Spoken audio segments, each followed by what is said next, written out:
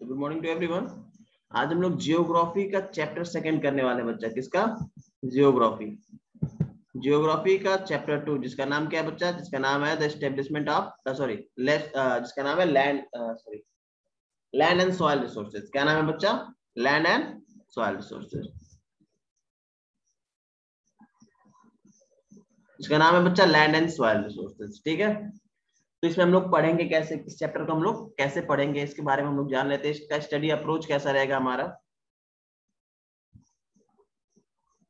Land and soil resources बच्चा। Yes बच्चा, land and soil resources, geography का chapter 2 page number 137। तो हम लोग को इसके बारे में क्या करना है बच्चा? पढ़ना है। कैसे पढ़ेंगे हम लोग? मैंने बताया था स्टडी अप्रोच हमारा थोड़ा सा रहेगा।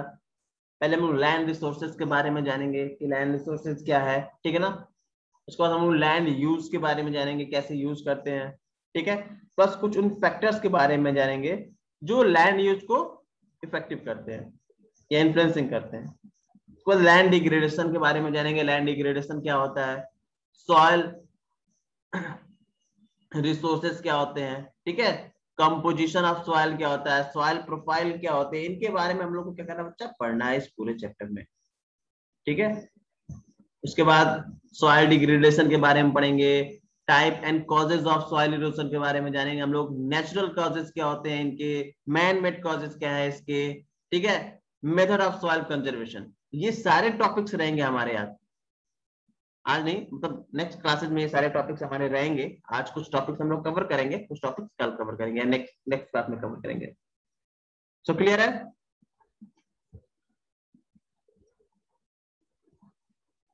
ओके, आइए नेक्स्ट टॉपिक के बारे में हम लोग जानने की कोशिश करते हैं। आइए हम लोग थोड़ा सा पढ़ते हैं सॉइल रिसोर्सेज के बारे में। सॉइल रिसोर्सेज की बात करें तो सबसे पहले इसमें हम लोग लैंड एंड सॉइल रिसोर्सेज, जैसे चैप्टर का नाम है लैंड एंड सॉइल रिसोर्सेज, तो सबसे पहले लैंड के बारे में जानते हैं। लैंड रिसोर्सेज क्या होते हैं? देखो, लैंड एंड जो सॉइल रिसोर्सेज है ना, are two main component of lithosphere. Lithosphere क्या होता है बच्चा? लिथोस्फीयर मतलब अर्थ का जो सबसे ऊपरी सरफेस होता है ना बच्चा, जो सबसे ऊपरी भाग होता है उसको हम लोग क्रस्ट कहते हैं, या फिर हम उसको लिथोस्फीयर के नाम से जानते हैं। किस नाम से जानते हैं? क्रस्ट के नाम से जानते हैं, या फिर उसको लिथोस्फीयर के नाम से जानते हैं। क्लियर है? लिथोस्फीयर समझ में आ गया क्या होता है? जो अर्थ का अपर मोस्ट पार्ट होता है ना, अर्थ के अपर मोस्ट पार्ट को, ठीक है, अर्थ के अपर मोस्ट पार्ट को हम लोग लिथोस्फीयर बोलते हैं, या फिर इसको हम लोग क्रस्ट के नाम से भी जानते हैं।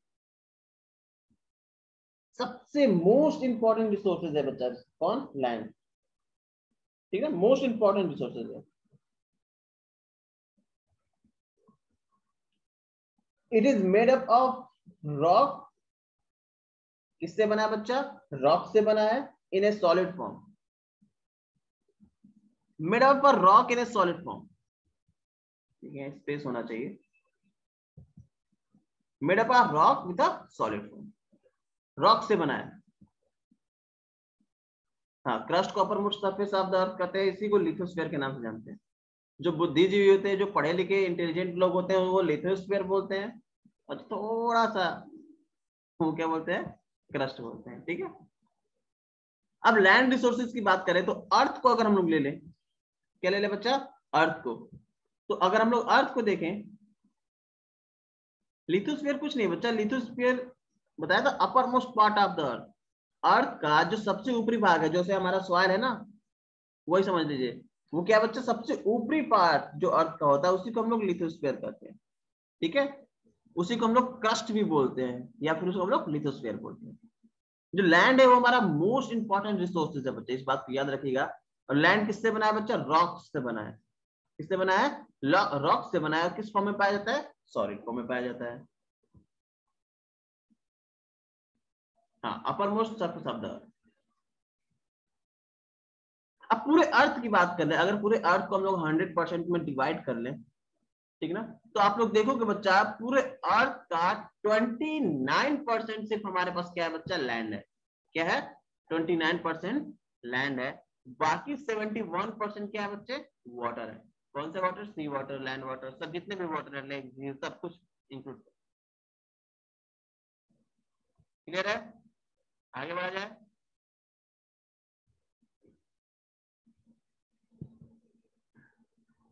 मैंने क्या बताया था बच्चा, सिर्फ 21% क्या है बच्चा, ये अर्थ सरफेस देखोगे ना, यहाँ पे देख लो, फिर से मैं आपको क्लियर कर दूं, ये जो है ये 71 क्या है आपका, ये तो ये 71 क्या है आपका बच्चा, 71, सर ये 71 तो व्हाट है, सी व्हाट इज है, और ये क्या है बच्चा 29, 29 क्या है सर, 29 हमारा लैंड सरफेस है। अब इसी लैंड सरफेस में बहुत सारी चीजें हैं, इस लैंड सरफेस में many things are included in this land surface. Voice slow है देव प्रताप सिंह, अभी तो सही जा रही थी बच्चा,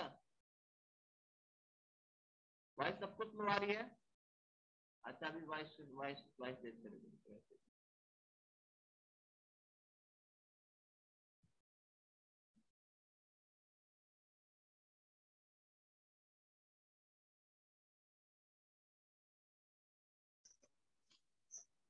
ठीक है ना वॉइस, अब ठीक है ना वॉइस, आपको कोई प्रॉब्लम तो नहीं है वॉइस, आपको कोई प्रॉब्लम तो नहीं है वॉइस को लेके, ओके है, ओके है।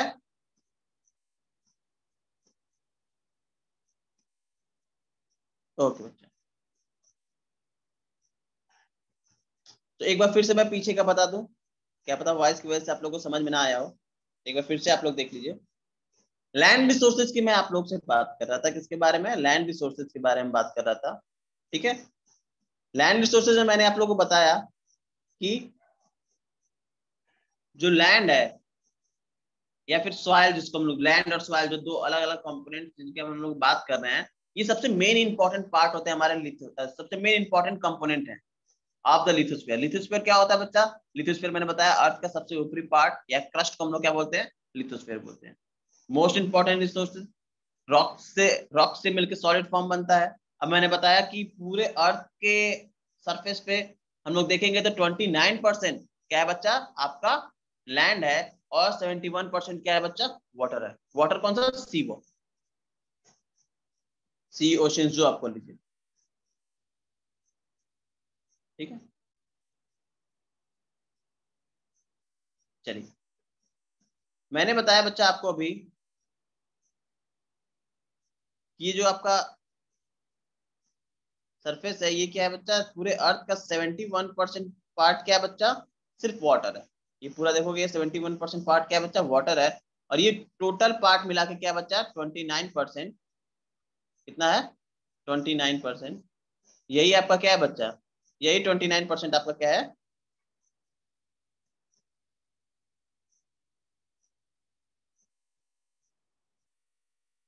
यही 29% आपका क्या है बच्चा, लैंड है, लैंड सरफेस है रहने के लिए। अब इस 29% में देखोगे बच्चा बहुत सारी चीजें इंक्लूडेड है। इसमें देखोगे जो फ्रेश वाटर लेक, झील, ठीक ना, लेक जो होती हैं, जो रिवर्स होती हैं, जो पॉन्ड्स होते हैं, सब कुछ किसमें आएंगे बच्चा, इसी 21% में आएंगे, ठीक ना। Good land that can be form, हर वो लैंड जो फॉर्म किया जा सकता है इसमें आएगा। माउंटेन भी इसी 21% में है। जो स्नो बर्फ पाई जाती है वो भी इस 21% में है।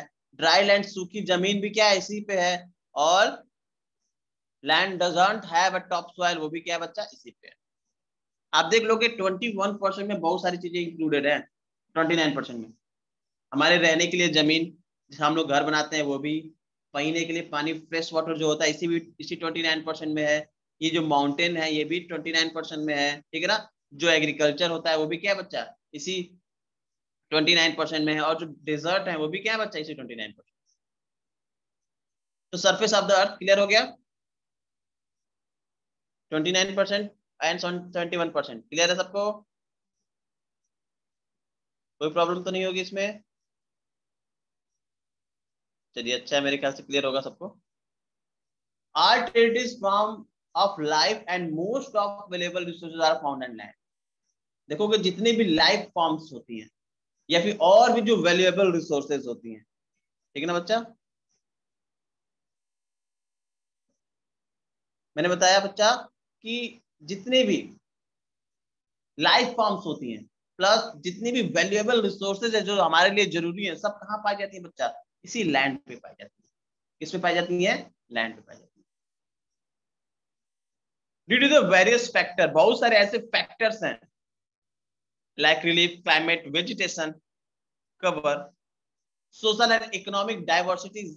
These are resources are unevenly distributed on earth, on the earth. देखो कि ये सब सारे रिसोर्सेज मैं बता रहा हूं ना, एक चीज को ध्यान से सुनिएगा बच्चा, मैंने जो बोला सारी जो लाइफ फॉर्म्स होती हैं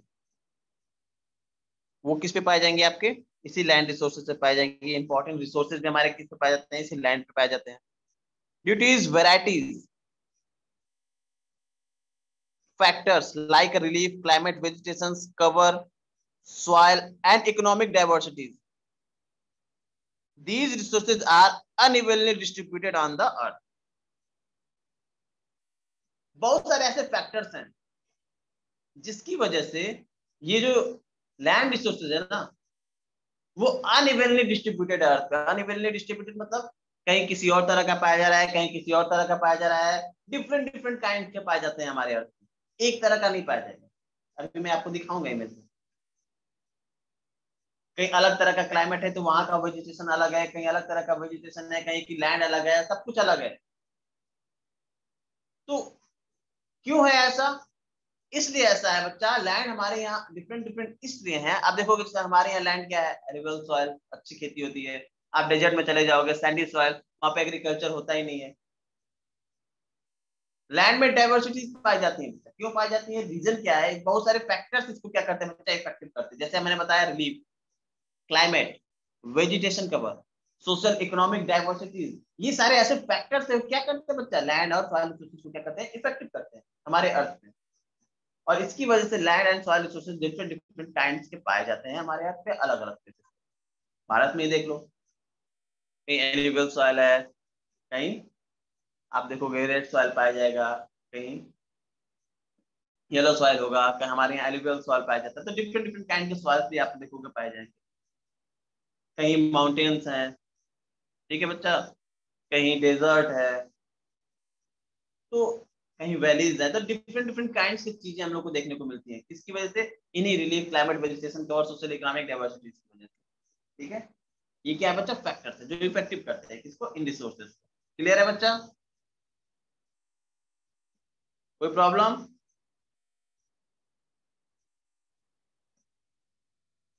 कोई प्रॉब्लम नहीं, आगे बढ़े।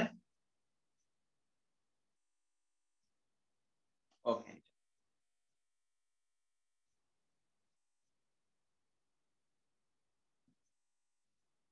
Factor influencing land uses. अब जो लैंड है ना, मैंने बताया था लैंड यूजेस की हम लोग बात कर रहे थे। तो लैंड यूजेस को बहुत सारे फैक्टर्स क्या कहते हैं, इन्फ्लुएंसिंग करते हैं। कौन कौन से फैक्टर्स हैं बच्चा? Both physical and human factor, दोनों क्या करते हैं बच्चा, इन्फ्लुएंस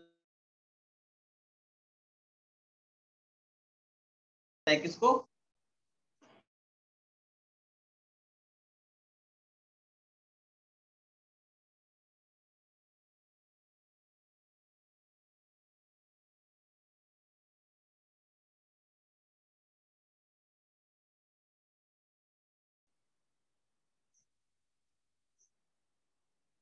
आइए एक बार मैं आप लोग को और बता दूं, ये चीजें हम लोग ने देख ली। इसके बाद हम लोग को देखना था कि कौन से ऐसे फैक्टर्स है जो क्या बच्चे हैं, इन्फ्लुएंस कर रहे हैं हमारे लैंड यूज को। तो मैंने बताया both physical and human factor क्या करते हैं, इन्फ्लुएंस करते हैं हमारे लैंड यूज पैटर्न को। इसको, हमारे लैंड यूज पैटर्न को। इसमें फिजिकल में कौन कौन से आते हैं बच्चा? फिजिकल में काम कौन सा आएगा बच्चा? फिजिकल में आपका आएगा टोपोग्राफी, सॉइल, क्लाइमेट। ठीक है बच्चा, फिजिकल में क्या आ रहा है? Topography, soil, land, sorry soil, land नहीं बच्चा, climate. Topography, soil, climate, water and sunshine. और ह्यूमन में क्या आएगा बच्चा? केयर, पॉपुलेशन और टेक्नोलॉजी। आइए आगे बात करते हैं, लैंड यूज के बारे में थोड़ा सा देख ले, और कौन कौन से फैक्टर इन्फ्लुएंस करे इसके बारे में भी हम लोग थोड़ा सा जान लें। The physical factor that influencing uneven distribution of resources also influencing the land use. मैंने बताया था जो फिजिकल फीचर हैं, कौन से फिजिकल फीचर बच्चा, इससे पहले जो मैंने बताया था आपको याद है? फिजिकल फीचर में मैंने बताया था जो इन्फ्लुएंस करते हैं किसको, लैंड यूज पैटर्न को। मैंने किसके किसके बारे में बताया था? मैंने बताया था climate, vegetation cover, social economic diversity, ये क्या करते हैं? इफेक्टिव करते हैं। तो वही देखोगे जो फिजिकल फैक्टर है that influencing uneven distribution of resources also influencing the land use. वो रिसोर्सेज जो अर्थ पे, वो फैक्टर्स जो अर्थ पे रिसोर्सेज के डिस्ट्रीब्यूशन को अनइवन बनाते हैं, वही क्या करते हैं? लैंड यूज को भी क्या करते हैं बच्चा? इफेक्टिव करते हैं। वही क्या करते हैं बच्चा? लैंड यूज को भी क्या करते हैं? इफेक्टिव करते हैं। जैसे पहला है आपका टोपोग्राफी। टोपोग्राफी मतलब, टोपोग्राफी टाइप ऑफ टोपोग्राफी मतलब लाइक देखो डिफरेंट कभी मतलब जैसे अर्थ पे देखो बच्चा डिफरेंट डिफरेंट काइंड के लैंड्स पाए जाते हैं, जैसे लाइक माउंटेन, वैलीज, प्लेट्यू, ठीक ना, अलग अलग टाइप के लैंड्स देखते हो ना बच्चे, यही क्या होता है? टोपोग्राफी ऑफ द अर्थ, ठीक है ना, लैंड्स के बारे में स्टडी करना। तो type of topography like mountain, valleys and plateau determine the type of land, determine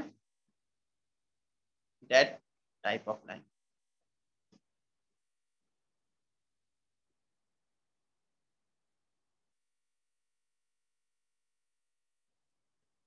Determine that type of land. Use would be suitable.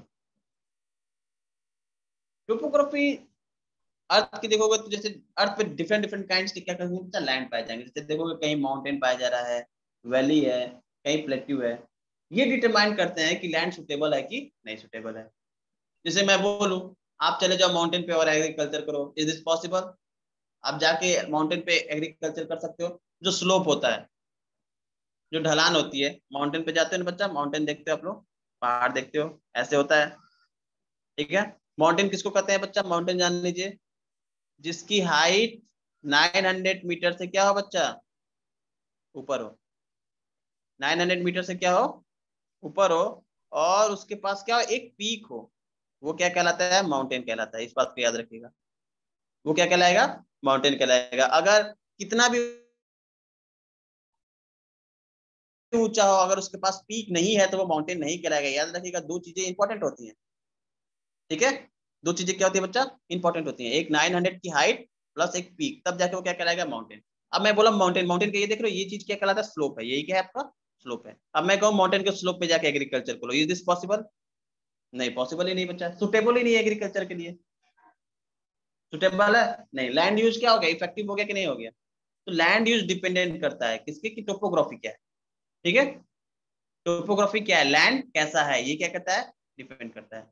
Topography mountain है तब भी नहीं होगा, वैली है तब भी नहीं हो सकता है, प्लेट्यू है तो कर सकते हैं, ठीक है। सॉइल की बात कर लेते हैं। Soil and it's productivity. Soil और उसकी प्रोडक्टिविटी भी क्या करती है बच्चा? लैंड यूज को क्या करती है? इफेक्टिव करती है। आपका कुछ सॉइल और उसकी प्रोडक्टिविटी कैसे डिटरमाइन करती है लैंड यूज को? आप देखोगे बच्चा, मैंने कहा सैंडी सॉइल, आप जाके राजस्थान में डेजर्ट में क्या करो? एग्रीकल्चर करो, इज दिस पॉसिबल?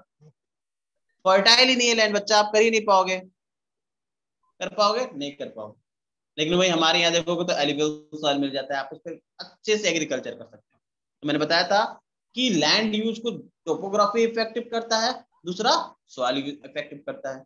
अब माउंटेन पे एग्रीकल्चर नहीं कर सकते हैं आप, और सॉइल पे आओगे, यहाँ पे देखोगे तो सॉइल में आप सैंडी सॉइल पे भी एग्रीकल्चर नहीं कर सकते हो गया कि ना? इफेक्टिव किया कि नहीं सॉइल? सॉइल भी क्या करता है? लैंड यूज को इफेक्टिव करता है। अब हम डेजर्ट में जाके थोड़े वहां पे एग्रीकल्चर करेंगे, यूज ही नहीं करेंगे, छोड़ देते हैं हम उस लैंड को उसी तरह, ठीक है। तो टाइप ऑफ सॉइल एंड इस productivity determine the land use, वो भी डिटरमाइन करते हैं किसको? लैंड यूज को बच्चा।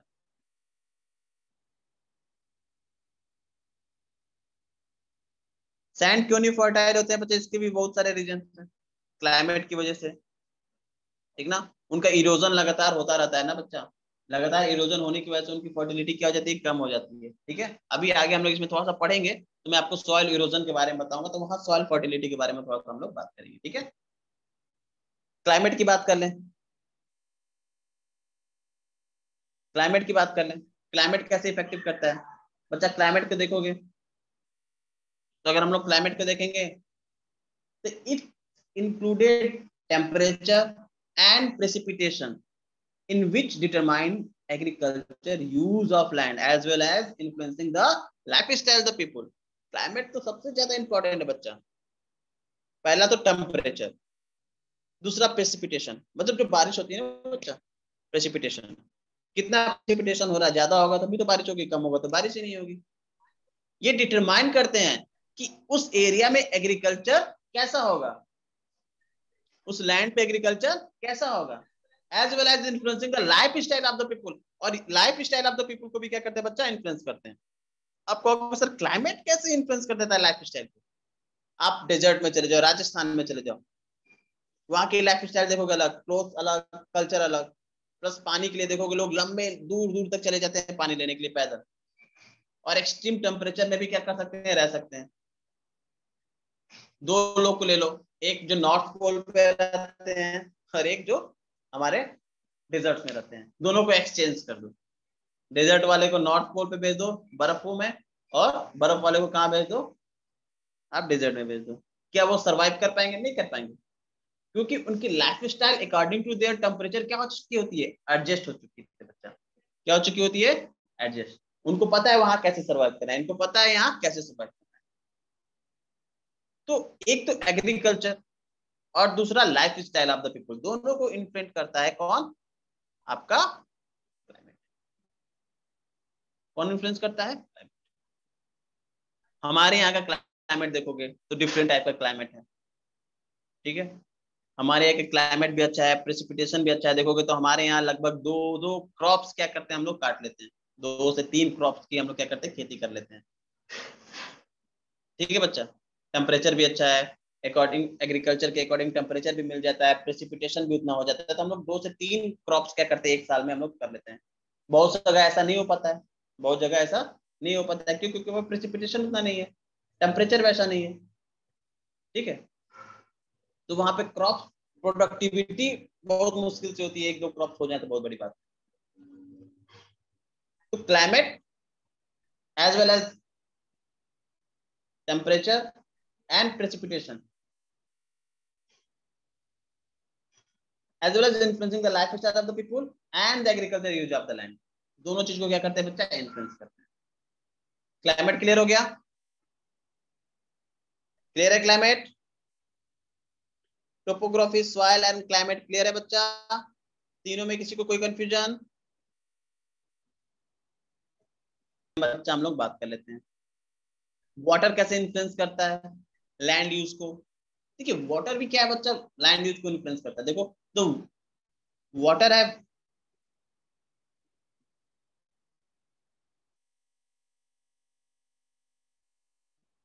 people have mostly settled near the water bodies like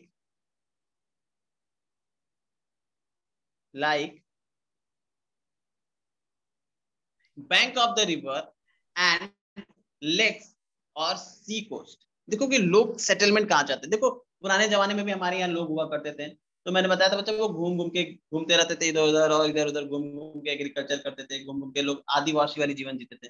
लेकिन धीरे धीरे उन लोगों ने क्या किया, अपने आप को सेटल किया, एग्रीकल्चर करना शुरू कर दिया। तो सबसे फेवरेट और सबसे अच्छा सेटलमेंट कहाँ होता है बच्चा? सबसे अच्छा सेटलमेंट वही होता है जहां से वाटर एबिलिटी क्या हो, नजदीक। वाटर एबिलिटी क्या हो, नजदीक। क्यों? क्योंकि वाटर हमारे लिए मोस्ट नेसेसरी थिंग्स है, हमारे लाइफ स्टाइल को इफेक्टिव करता ही करता है, हमारे एग्रीकल्चर को इफेक्टिव करेगा ही करेगा, प्लस ट्रांसपोर्ट को भी इफेक्टिव करता है। आप देखोगे लगभग जितनी भी सिविलाइजेशन हमारे हुआ है, जैसे हमारे इंडो वैली सिविलाइजेशन हुई, सिंधु घाटी की सभ्यता किस नदी के किनारे थी? सिंधु नदी के किनारे, इंडस नदी के किनारे। क्यों? क्योंकि वाटर एबिलिटी थी वहां पे। क्या थी बच्चा? वाटर की एबिलिटी थी वहां पे। क्यों वाटर की जरूरत है बच्चा? एग्रीकल्चर करने के लिए वाटर की जरूरत है, पीने के लिए पानी चाहिए, डेली यूज के लिए पानी चाहिए, प्लस एग्रीकल्चर के लिए पानी चाहिए, प्लस ट्रांसपोर्टेशन। वाटर क्या है? एक वे ऑफ ट्रांसपोर्टेशन भी है बच्चा, बहुत अच्छा वे ऑफ ट्रांसपोर्टेशन है। तो ये सारी चीजों के लिए किसका जरूरी है हमको? वाटर की जरूरत है। तो नॉर्मल सी बात है, वाटर भी क्या इफेक्टिव करेगा? लैंड यूज को इफेक्टिव करेगा। वाटर रहेगा तभी हम एग्रीकल्चर कर सकते हैं, नहीं तो नहीं कर सकते, ठीक है ना बच्चा। तो water also influence the land use. Water भी क्या करता है? लैंड यूज को इन्फ्लुएंस करता है। सनशाइन की बात करें, आपको सर सनशाइन भी लैंड यूज को इन्फ्लुएंस कर सकता है। हाँ बच्चा, सनशाइन भी इन्फ्लुएंस करेगा। आप देखोगे the duration of day and night varies from the equator to the pole. मैंने आप लोग को बताया होगा कभी, ये अर्थ है, सर्कल नहीं बना ठीक से, तो सर्कल ले लेते हैं, ठीक है बच्चा। सपोज करो क्या है, अर्थ है। ये क्या होता है बच्चा, अर्थ को जो इक्वल पार्ट में दो लाइन डिवाइड करती है इसको हम लोग बोलते हैं इक्वेटर। किस नाम से जानते हैं बच्चा, इक्वेटर। अब इक्वेटर के ऊपर जाओगे तो 90 डिग्री पे यहाँ पे आपको क्या मिलेगा, यहाँ मिलेगा आपको नॉर्थ पोल, और यहाँ पे आओगे 90 डिग्री नीचे तो यहाँ पे क्या मिलेगा आपको बच्चा, साउथ पोल। क्या मिलेगा, साउथ पोल। सन की एबिलिटी, सनलाइट की एबिलिटी देखोगे बच्चा, तो इक्वेटर और उसके आसपास के एरियो में सनलाइट की एलिजिबिलिटी क्या रहती है बच्चा, सबसे ज्यादा होती है, क्योंकि यहाँ पे सन की लाइट क्या पड़ती है बच्चा, डायरेक्ट पड़ती है। लेकिन पोल्स पे देखोगे तो पोल्स पे सन की लाइट क्या पड़ती है, उतनी अच्छी नहीं पड़ती है। पोल्स पे देखोगे तो 6 महीने का डे, 6 मंथ की नाइट होती है, तो डायरेक्ट सन की लाइट वहां पे नहीं पड़ती। तो सन की लाइट इक्वेटर से जैसे जैसे हम लोग दूर जाएंगे, सन की लाइट में क्या पाई जाती है, वेरीज करने लगता है। तो आप देखोगे वो areas that receive the large amount of sunshine retain more heat, thus help to cultivate 2 or 3 crops in a year। Way areas जो लार्ज अमाउंट में क्या पाते हैं, सनशाइन पाते हैं, सूर्य का प्रकाश पाते हैं बच्चा, वो लगभग एक साल में 2 से 3 क्रॉप्स की क्या कर लेते हैं बच्चा, प्रोडक्टिविटी कर लेते हैं। जैसे हम हैं, हमारे यहाँ देखोगे सनशाइन बहुत ही अच्छा मिलता है, तो देखोगे बच्चा 2 से 3 साल में, एक साल में 2 से 3 क्रॉप क्या कर लेते हैं हम लोग बच्चा, प्रोड्यूस कर लेते हैं। क्या कर लेते हैं, 2 से 3 क्रॉप क्या कर लेते हैं बच्चा, प्रोड्यूस कर लेते हैं। क्लियर है,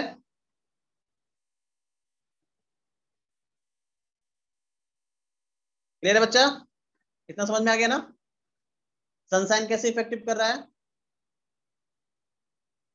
ओके क्लियर है बच्चा।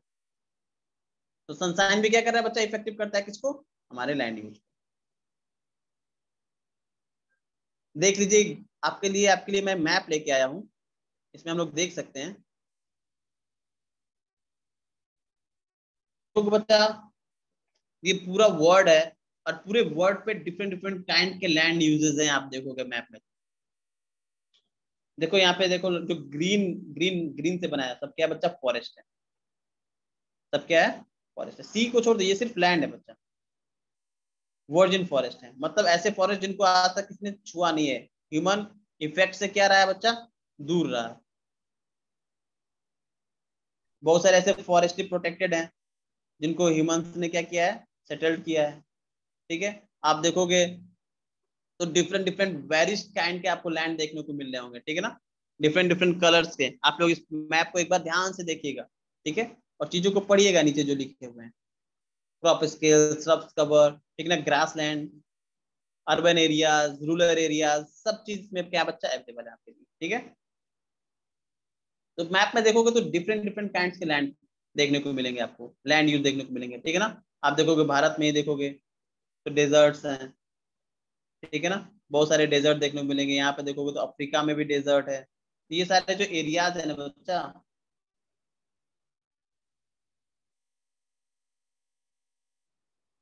डिफरेंट डिफरेंट काइंड्स के लैंड आपको देखने को मिलेंगे। कहाँ पे, पूरे वर्ल्ड में, पूरे वर्ल्ड में डिफरेंट डिफरेंट काइंड्स के लैंड देखने को आपको मिलने वाले हैं बच्चा। क्लियर है, चलिए आइए लैंड यूज के बारे में थोड़ा जान लेते हैं हम लोग, थोड़ा सा लैंड यूज के बारे में जान लें। आपके लिए मैं डाटा लेके आया था।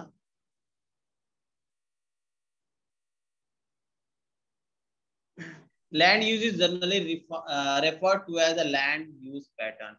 लैंड यूज को जनरली हम लोग किस तरह यूज करते हैं, रेफर करते हैं लैंड यूज पैटर्न, किस पैटर्न पे लैंड को हम लोग यूज कर रहे हैं। चलिए इस टॉपिक को हम लोग यही रहने देते हैं, क्योंकि टाइम खत्म होने वाला है, 1 मिनट बस बचा है, तो ये कवर नहीं हो पाएगा, ठीक है ना। याद रखिएगा हम लोग को लैंड, इस मैप के बाद से क्या करना है, नेक्स्ट क्लास में जब हम लोग पढ़ेंगे तो इस मैप के बाद से क्या करना है, हम लोग को पढ़ना है land use system in the world के बाद से हम लोग क्या करना है, पढ़ना है। तो आज के लिए थैंक यू सबको, मिलते हैं नेक्स्ट क्लासेस में जहां हम लोग बात करेंगे लैंड पैटर्न्स के बारे में, और भी बहुत सारे इंटरेस्टिंग फैक्ट्स के बारे में, और भी बहुत सारी इमेजेस हैं मेरे पास आपके लिए, ठीक है। आते हैं, मिलते हैं।